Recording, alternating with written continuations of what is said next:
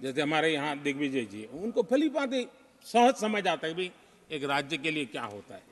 हम लोग उसी दुनिया से निकल करके आए हैं, तो हमें अनुभव है, पता है। शरद राव जी को है, तो ऐसे कुछ लोग हैं यहाँ जिनको ये सारी चीज़ों का पता है। देवगढ़ा साहब है, तो इन लोगों के इन सारी चीज़ों का पता है, तो हम इसका महात्मा ही समझते हैं। हमें कोई किताबों में नहीं पढ़ना पड़ता है, हम अनुभव कर करके आए हैं। और ये भी सच्चाई है साहब, 10 साल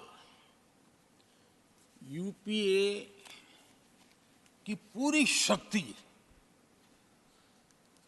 गुजरात को क्या कुछ न करने में लगी हुई थी, आप कल्पना नहीं कर सकते। लेकिन मैं आंसू नहीं बहाता, मैं रोने की मेरी आदत नहीं है जी।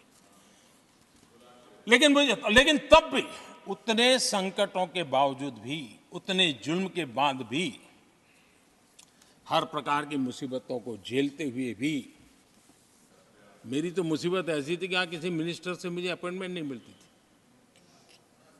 वो कहते थे भाई आप जानते हो मेरी तो दोस्ती है, मैं फ़ोन पे बात कर लूँगा, लेकिन कहीं फोटो वोटो निकल गए, ये डर रहता था। यहाँ मंत्रियों का डर ऐसा था। अब खैर उनकी मुसीबतें मैं समझ सकता हूँ। मेरे यहाँ एक बार बहुत प्राकृतिक आपदा आई, मैंने उस समय प्रधानमंत्री जी को बड़ा रिक्वेस्ट किया कि आप आइए, एक बार जरा देख लीजिए। उनका कार्यक्रम बना, फिर साहब एक एडवाइजरी कमेटी बनी थी ना, शायद वहाँ से हुक्म आया, तो कोई हेलीकॉप्टर से हवाई निरीक्षण करे वो तो मैं समझ सकता हूँ साहब। वो कार्यक्रम बदल करके साउथ में किस राज्य में गए तो मुझे याद नहीं रहा आज, और बोले हम हवाई जहाज से ऊपर से देख लेंगे, हम गुजरात में नहीं आएंगे। मैं सूरत पहुंचा हुआ था, वो आने वाले थे, मैं जानता हूँ आखिर में क्या हुआ होगा। तो आप कल्पना कर सकते हैं साहब, प्राकृतिक आपदा में भी मैंने ऐसी मुसीबतों को झेला है, लेकिन उसके बावजूद भी उस समय भी मेरा मंत्र था, आज भी मेरा मंत्र है कि देश के विकास के लिए राज्य का विकास, भारत के विकास के लिए गुजरात का विकास, और हम सबको इसी रास्ते पर चलना चाहिए। हम राज्यों का विकास से ही राष्ट्र का विकास कर पाएंगे। इस पे कोई विवाद नहीं हो सकता है, कोई विवाद नहीं हो सकता है। और मैं आपको विश्वास देता हूं सभापति जी, राज्य अगर एक कदम चलता है तो 2 कदम चलने की ताकत देने के लिए मैं तैयार हूं।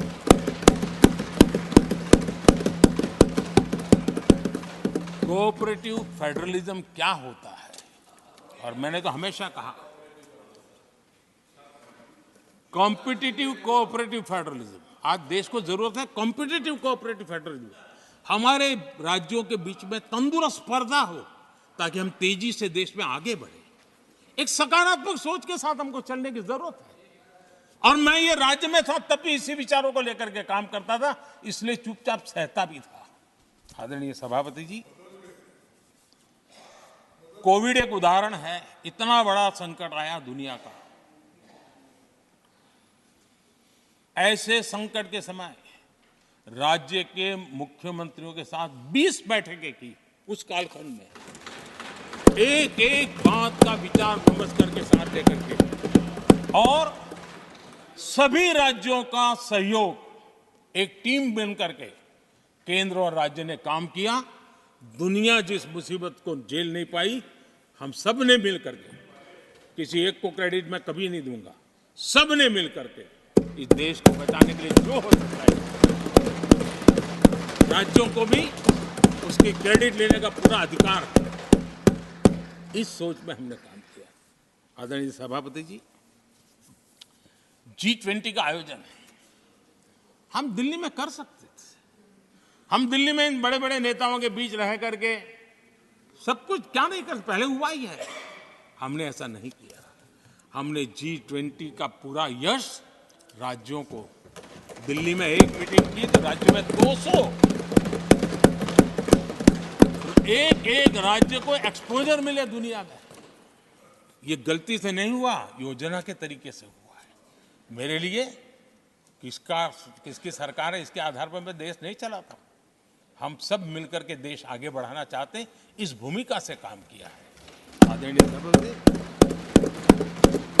हमारे देश में विदेश के मेहमान आते थे तो मेरे आने के बाद आ रहे था, थोड़ा पहले भी आते थे।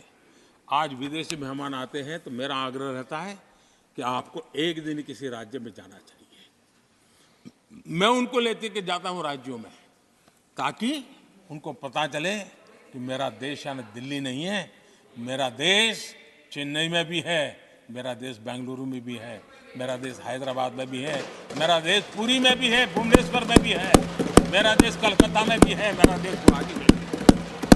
पूरे दुनिया को मेरे देश के हर कोने का एक्सपोजर मिले, इसके लिए हम कोशिश करते हैं। वहां की सरकार का सहयोग असहयोग इसके तराजू पर नहीं तोलते।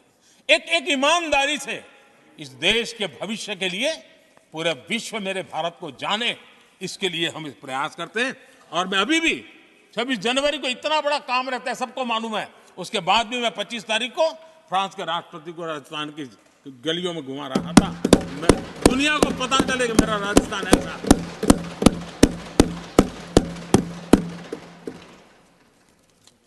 आदरणीय सभापति जी,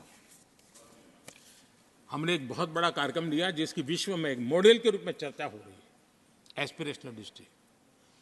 एस्पिरेशनल डिस्ट्रिक्ट की जो सफलता है ना, उसमें 80% भूमिका मेरे राज्यों के सहयोग की है। राज्यों ने जो सहयोग किया है, उन्होंने एस्पिरेशनल डिस्ट्रिक्ट की मेरी भावना को समझा है। आज उस एस्पिरेशनल डिस्ट्रिक्ट को आगे बढ़ाने के लिए 80% ताकत राज्यों से मिल रही है, डिस्ट्रिक्ट लेवल के अफसरों से मिल रही है। और जो राज्य, वो राज्य की औसत में भी आखिरी पायदान पे खड़े थे, वो आज नेशनल एवरेज के साथ कंपटीशन करने लगे। ये डिस्ट्रिक्ट कभी पिछड़ी डिस्ट्रिक्ट मानी जाती थी। ये सबका सहयोग से हो रहा है, और इसलिए हमारे कार्यक्रमों की रचना ही सबको साथ लेकर के चलने की है और मिल करके देश के भविष्य को बनाने की है। आज देश का हर कोना, हर परिवार विकास के फल प्राप्त करे, ये हम सबका दायित्व है और हम उसी दिशा में जाना चाहते हैं। हम हर राज्य को उसका पूरा हक भी देना चाहते हैं।